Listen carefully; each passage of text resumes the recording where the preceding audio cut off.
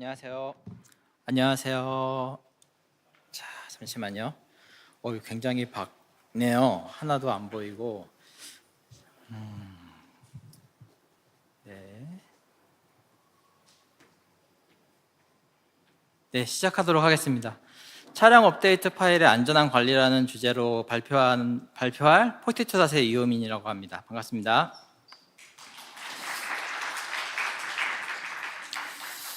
네, 저는 고 1.0 릴리즈 때부터 고를 써왔고요. 현업에서는 한 5년 정도 써온 것 같아요. 현재는 포티투닷이라는 회사에서 그 소프트웨어 업데이트 서버를 만들어서 운영을 하고 있고요. 원래 이런 발표에 특화된 사람이 아니라 그냥 개발자여가지고 이 자리가 굉장히 떨리고 한데요. 최선을 다할 테니까 잘 들어봐 주시면 감사하겠습니다. 이 발표에서 여러분들은 보안 기본 개념에 대해서 이제 소개를 들으시고, 이 업데이트 서버가 이제 안전해야 되거든요. 그런 안전한 보안 업데이트 서버를 만들기 위해서 다양한 용도로 고를 활용한 사례에 대해서 소개해 드리도록 하겠습니다. 그 중에 특히 UI가 있는 앱을 만들 때 고를 활용하는 방법도 보여드리도록 하겠습니다. 일단 포티투닷이 SDB 회사인데요. SDB가 먼저 뭔지 말씀드리고 싶습니다. SDB는 소프트웨어 디파인드 비클의 약자로요. 이 소프트웨어로 정의된 자동차고요. 뭘 정의하냐면은 자동차의 기능이 정의되는 거예요. 그래서 예를 들어 예전 차량 같은 경우에는 차를 샀으면은 그 산 시점에서 기능이 딱 고정이 되는데, 차량의 자율주행 기능 같은 게 소프트웨어가 업데이트 되면서 이제 발전되는 거죠. 그리고 극단적인 예로 테슬라 사이버 트럭 같은 경우에는 차량의 핸들이 바퀴에 기계적으로 연결되어 있지 않거든요.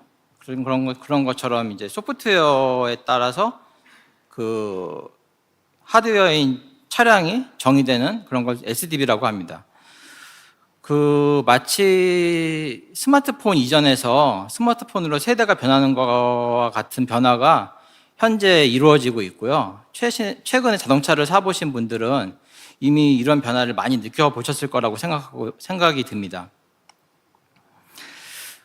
소프트웨어 업데이트는 OTA 업데이트라는 걸 하는데요. OTA는 오버 더 에어라고 합니다. 제가 이제 운행하고 있는 자동차가 5년 정도 된 자동차인데, 이 자동차 같은 경우에는 차량 소프트웨어 업데이트, 내비게이션 업데이트 같은 걸 하려고 하면은 SD 카드 뽑아가지고 랩탑에서 퓨징한 다음에 다시 자동차에 꽂아서 설치하는 방식으로 했었는데, 이게 보안적으로도 위험하고 심리스한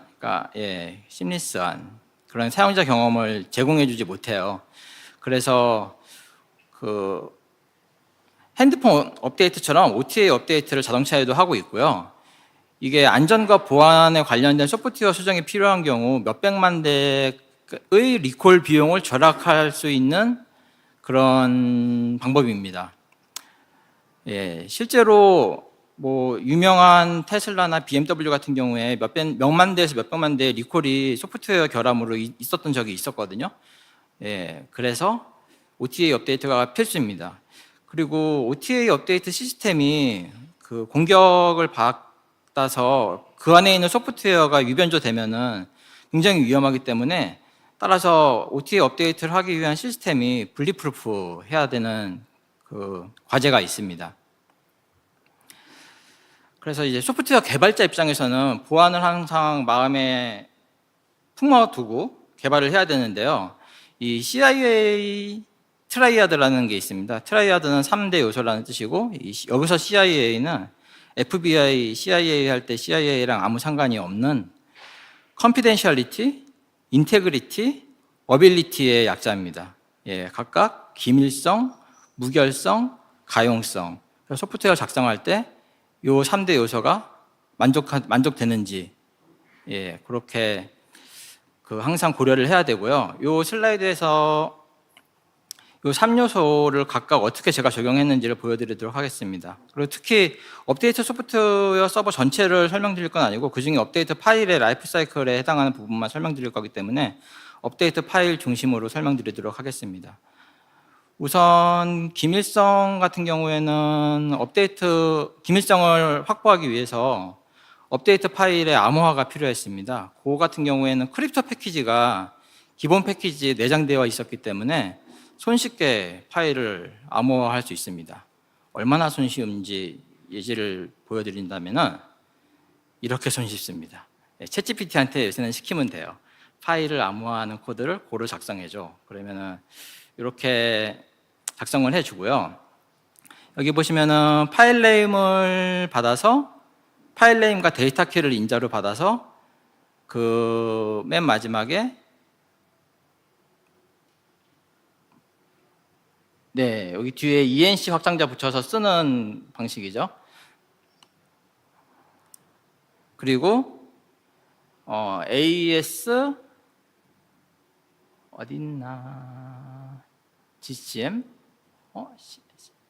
CBC가 어디 있는데?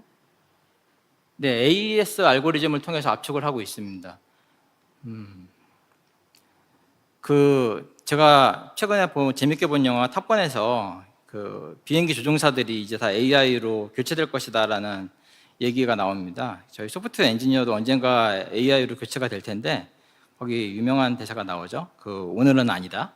그래서 저걸 그대로 쓸 수는 없었고 일단 IO.reader랑 IO.writer를 입출력 인자로 밖에 수정을 해줬어야 됐습니다. 그 이유가 요 파일 네임으로 받은 파일을 리드 파일 이렇게 하면은 전체 다 메모리에 올리는데 이 자동차용 업데이트 파일 같은 경우에 기가 단위로 파일 용량이 크거든요. 그러면 메모리가 그만큼 많이 필요하고 이걸 다 인메모리에서 처리를 해야 되니까 여기서 IO.reader, IO.writer를 인자로 받으면은 최소한의 메모리를 사용해서 동작할 수 있게 바꿀 수 있죠. 그리고 그 데이터 키도 인벨로 인크립션이란 걸 이제 해야 됐었는데 인벨로 인크립션에 대해서 설명해 드리도록 하겠습니다. 요 파일의 암호화는 로컬에서 작성한 다음에 서버로 올리는 식으로 제가 이제 서버를 만들었고요. 그래서 이제 서버는 에코 프레임워크로 만들었었는데 이 웹 프레임워크는 다른 세션에서 많이 다루고 있어서 여기서는 설명하지 않도록 하겠습니다.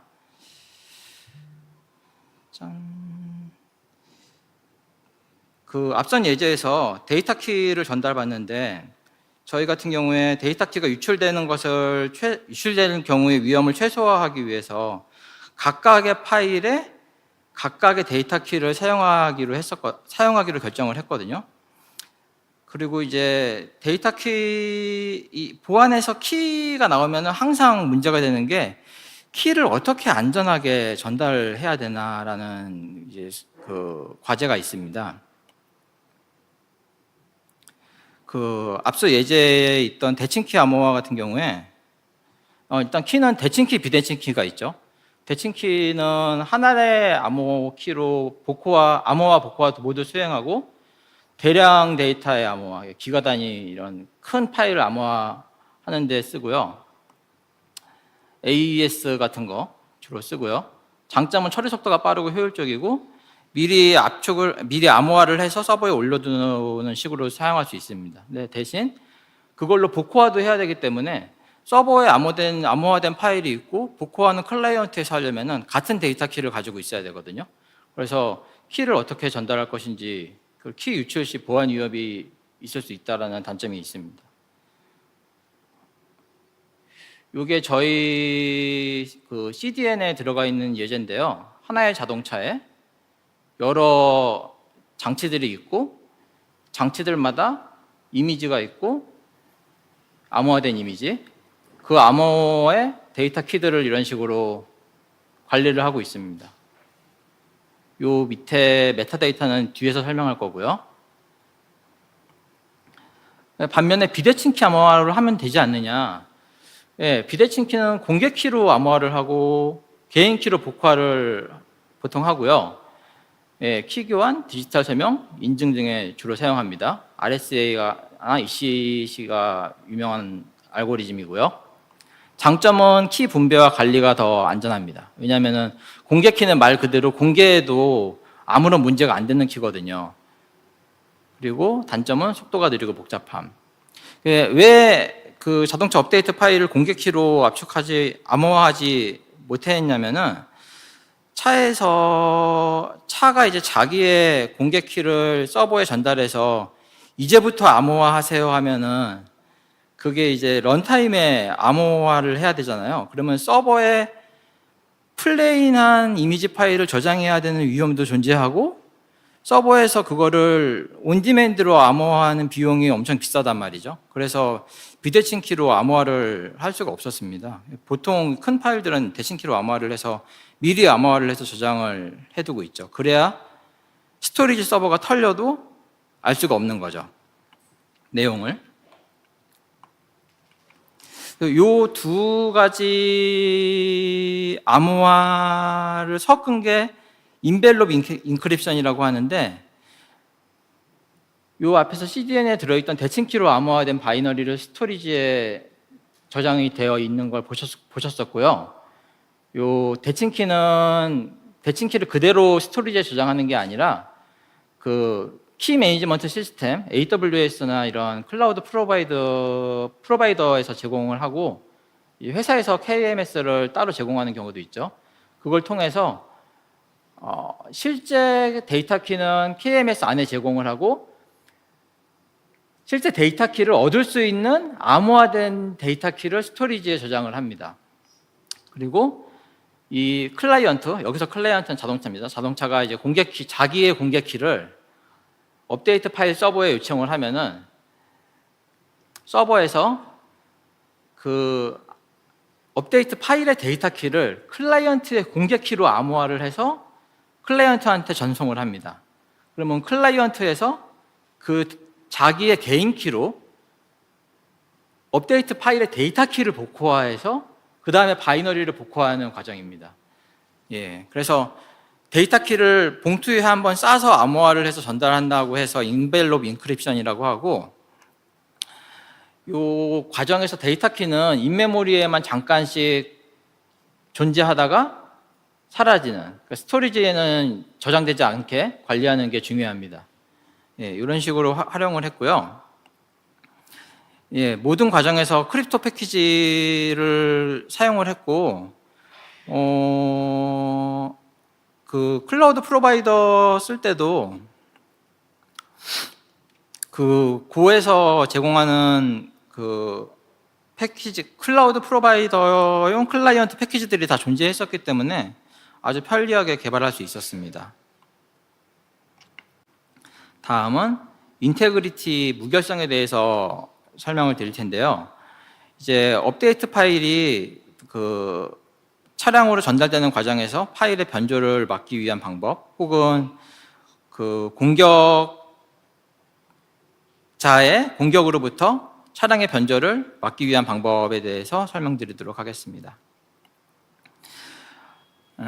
CNCF, 클라우드 네이티브 컴퓨팅 파운데이션, 그 쿠버네티스로 유명한 CNCF 산하에 TUF라는 더 업데이트 프레임워크라는 그 업데이트 프레임워크가 있어요. 보안 분야에서 프레임워크는 설계도라는 의미고요. 그 업데이트 프레임워크 TUF의 버라이언트로 업테인이라는 프레임워크가 있습니다. 업테인은 오픈소스로 된 설계도고, 그 차량의 소프트웨어 업데이트의 보안을 인슈어하기 위한 프레임워크입니다. 예, 이거 저희 회사에서 딱 필요했는데 오픈소스로 있었고, 그래서 이제 개발자는 뭔가 이제 만들 때 제일 행복하죠. 요 설계도대로 만들어서 활용을 하고 있습니다. 이 업테인을 좀 설명해 드리면은, 이게 자동차고요. 여기 아까 CDN에서 본 ECU들, 그런 장치들 이런 게 있고요. 그 중에 대표 ECU가 하나 있고요. 여기가 업데이트 서버인데 보면은 두 가지로 구성되어 있습니다. 이미지 저장소랑 디렉터 저장소. 이미지 저장소는 CDN에 해당하고요. 요 안에 이제 CDN하고 연결되는 그런 부분이 있고요. 디렉터 저장소는 동적으로 뭔가를 만들어내는 데이터베이스에 저장되어 있는 내용을 바탕으로 고로 만든 프로그램이 동적으로 뭔가를 만들어내는 그런 기능을 합니다. 차량에서 나 업데이트 있어? 하고 물어보면은 그 메타데이터랑 이미지, 업데이트 이미지 파일을 받는데 여기서만 받는 게 아니라 양쪽에서 받습니다. 이미지 파일은 여기서만 받고 사실 메타데이터는 양쪽에서 받아요. 그래서 요 메타데이터를 비교할 수 있는 게 요 업테인 프레임워크이고요. 예, 앞서서 설명한 건데 이미지 저장소에는 바이너리랑 메타데이터를 미리 생성해서 저장되어 있고요. 그리고 디렉터에서는 요청에 따라서 메타데이터를 동적으로 생성하고 있고 이미지 디렉터에 메타데이터를 서명해서 작성자를 보장을 하고 그러니까 메타데이터가 변조되면은 서명이 틀어질 테니까 알 수가 있는 거죠. 그리고 이미지 메타데이터와 클라이언트 차량에서는 이미지 메타데이터와 디렉터 메타데이터를 비교하여서 둘 중에 하나만 틀려도 뭔가 지금 공격 중이다라는 걸 감지할 수가 있습니다. 그래서 그런 걸 레포팅 하거나 그 복구하는 데 사용할 수가 있습니다. 네. 그래서 이 업데이트 파일과 데이터 키를 제외한 이런 애들이 메타데이터들인데 저희는 메타데이터를 이 세션 바로 시작하기 전에 광고 영상에서 나오던 야물 포맷으로 작성을 했고요. 마침 야물 포맷이 광고 영상에 나오더라고요. 예, 야물도 이게 기본 패키지는 아니지만 서드 파티 패키지가 굉장히 잘 지원해줘가지고 잘 쓸 수 있었습니다. 그리고 요 타겟점 야물에 이 업데이트 파일들의 메타데이터가 저장이 되는데 여기에 이제 해시, 파일 사이즈들 같은 정보를 담고 둘을 분리해서 이제 한쪽이 틀어지면은 감지할 수 있는 그런 구성도 되어 있습니다. 자, 여기까지가 인테그리티고요. 그 다음은 어베일리티도 만족시키고 싶어가지고 앱을 작성했는데 실제 자동차에 들어간 OTA 클라이언트는 저희가 러스트로 작성을 했어요. 거기는 그게 필요하다고 해서. 근데 인하우스에서 그러니까 회사 내부에서 암호화되지 않은 업데이트 파일을 다운로드하고 싶어하는 필요가 있었고요. 요구가 있었고 아니 서버에는 암호화되어서 이미 올라가 있는데 그걸 어떻게 다운로드를 제공을 하지라고 고민을 하다가 그 차량에 있는 OTA 클라이언트 같은 동작을 하는 앱을 만들어야겠다라고 생각을 해서 그 UI 앱을 만들었습니다. UI는 웹을 사용을 했고 뭐 리액트나 뷰, 스벨트 여러 가지가 있는데 그 중에 저는 스벨트를 사용했고요. 스벨트의 특징인데 스벨트는 사실 서버 사이드 렌더링도 지원하지만 저는 노드를 잘 모르기 때문에 정적 사이트 그러니까 프론트엔드만 정적 사이트 생성하기 위한 용도로 사용을 하고 싶었고요. 그것도 잘 지원을 합니다. 그래서 그렇게 진행을 했습니다. 노드, 자바스크립트, 타입스크립트 항상 어려워요. 어려울 때는 챗GPT한테 시키면 됩니다. 이렇게 그림을 그려서 스벨트로 이 사진의 사이트를 만들고 싶어 코드를 작성해줘. 그러면은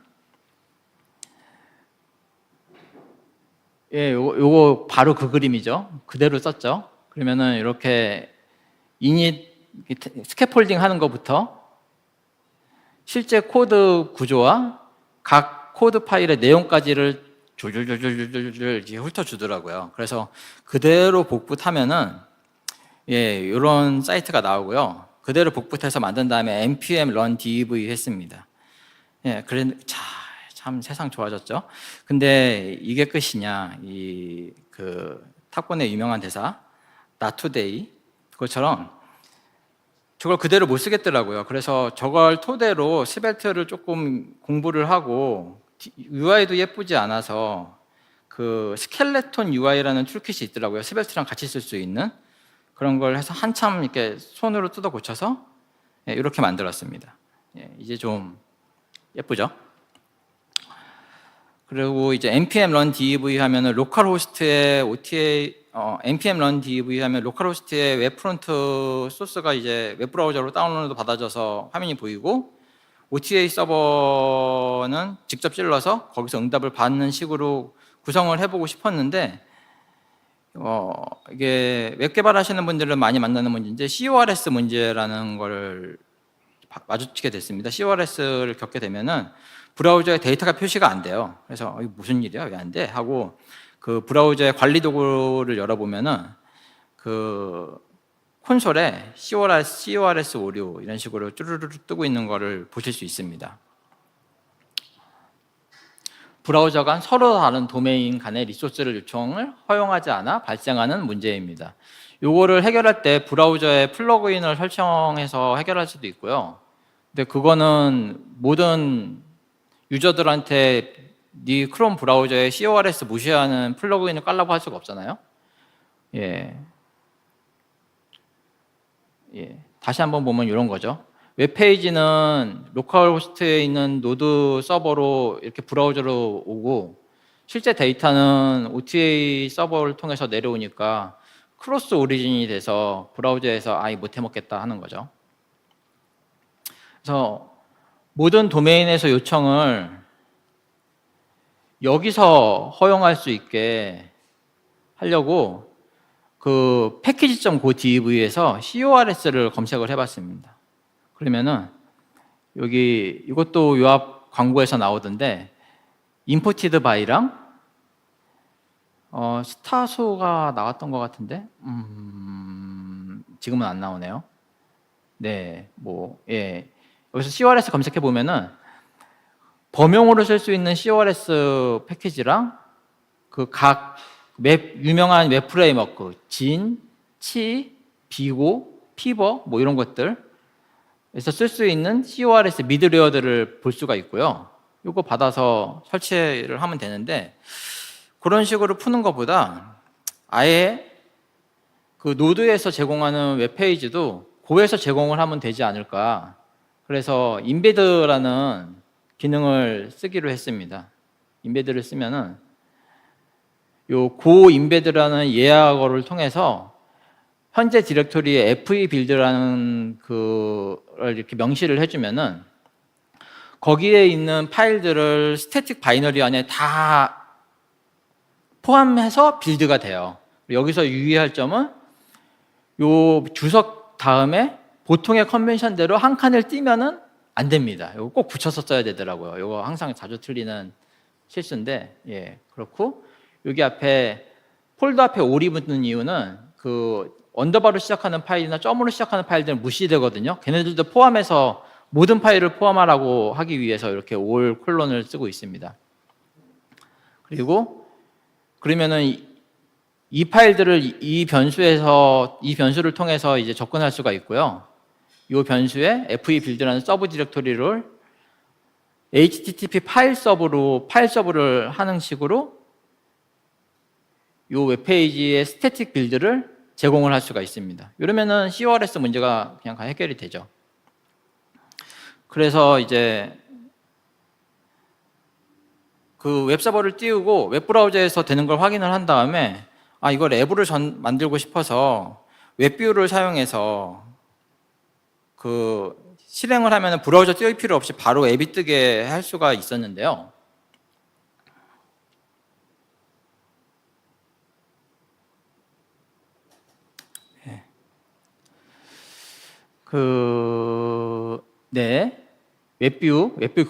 웹뷰고라는 패키지가 있고요. 서드 파티 패키지가 있고 웹서버를 띄우고 그 서버에 웹뷰를 띄우면은 요게 마치 브라우저를 띄운 것 같은 역할을 합니다. 그래서 라이브 데모를 준비하려고 했지만 그냥 데모로 보여드릴게요. 네, 그냥 이런 앱처럼 뜨고 릴리즈를 조회해서 REST API로 결과를 받았고요. 다운로드 요청을 해서 받고, 요즘 프로그레스 올라가는 거는 서버 사이드 이벤트로 그 앱의 백엔드에서 앱 쪽으로 이벤트를 보내주는 식으로 구현을 해봤거든요. 그런 식으로 해서 이렇게 리퀘스트도 보낼 수 있고 서버 사이드 이벤트도 보낼 수 있는 방식으로 구현을 할 수 있었습니다. 근데 이런 게 혹시 있지 않을까 하고 찾아봤더니 웨일즈라는 게임이 있더라고요. 웨일즈는 크로스 플랫폼 어플리케이션을 고루 만드는 프로젝트인데 웨일즈.io라는 데 있고요. 여기 보시면은 웹킷 있고 JS 런타임 있고 이거는 고루 만든 어플리케이션이고요. 여기서 특이한 점은 이 REST 리퀘스트를 날리는 게 아니라 고로 함수를 만들어 두면은 거기에 해당하는 JS 바인딩이 자동으로 생성이 되더라고요. 그래서 웨일즈 2를 이 명령으로 받으시고 웨일즈 다큐멘트에 있는 그대로입니다. 웨일즈 init 프로젝트 이름 요 명령어도 요 옵션들은 없어도 되는 옵션인데 git 관련된 파일들 초기화할 건지 VS 코드 관련된 파일들 초기화할 건지 조용하게 할 건지 중요한 건 요 두 개인데요. 그 프로젝트 이름하고 어떤 템플릿을 사용할지인데 사실 스벨트도 있고 리액트도 있고 뷰도 있는 걸 확인을 했습니다. 근데 거기서 기본 제공하는 스벨트가 스벨트 3고요. 스켈레톤 UI랑 안 붙어 있더라고요. 그래서 이게 왜 없지 하고 찾아봤더니 여기에 이렇게 GitHub 주소를 바로 줘서 템플릿을 줄 수가 있는데 스벨트 4에 스켈레톤을 붙인 템플릿을 그래서 제 계정에 만들었거든요. 이런 식으로 쭉 갖다 붙여서 프로젝트로 이동한 다음에 npm run dev 하는 것처럼 else dev 하면은 이렇게 앱이 딱 뜹니다. 이 부분은 스켈레톤 UI 템플릿 기본 화면이고요. 이 부분은 그 웨일스에서 제공한 이 고포컴 코리아 그리팅을 딱 누르면은 헬로 고포컴 코리아 it's showtime 이게 이제 고 런타임에서 그 스트링 컨캐트네이션 돼가지고 여기에 표시되도록 이런 식으로 데모가 되어 있습니다. 그래서 이렇게 고를 사용을 해봤고 제가 이 고를 사용해 보면서 느낀 점은 높은 생산성으로 안전한 프로그램을 두루두루 개발할 수 있는 점이 좋았다. 그리고 그 중에 특히 기본 패키지로 암호화 패키지가 있어서 되게 좋았고요. 그 항상 파일 빌드가 된 결과물이 단일 파일로 나올 수 있어서 그게 되게 좋은 점인 것 같습니다. 근데 이제 단점으로는 제네릭이나 워크스페이스, 슬라이스 새 기능 같은 기능은 저는 잘 안 쓰게 되더라고요. 자, 여기까지가 제 발표고요. 그 혹시 질문은 나가서 받도록 하겠습니다. 네, 이렇게 잘 쓰고 있고요. 어떻게 끝내야 되지? 감사합니다.